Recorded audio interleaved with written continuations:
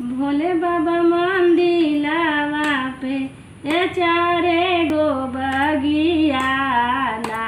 कि दया रे वो करो में लगवल भांग धतुरवाला कि दया रे वो करो में लगवल भांग धतुरवाला धतुर तोड़े चला लाना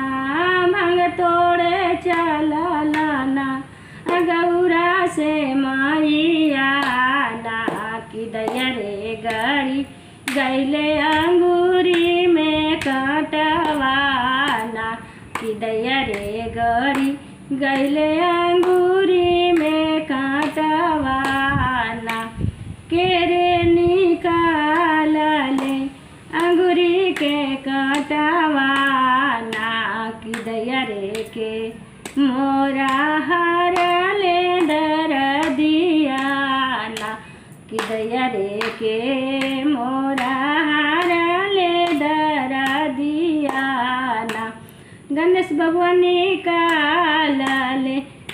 अंगूरी के काटवाना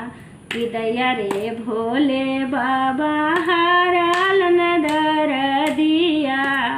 ना कि दया रे भोले बाबा हरल न दर दिया ना कार्तिक बबुआ निकालन अंगूरी के कांटवाना कि दया रे भोले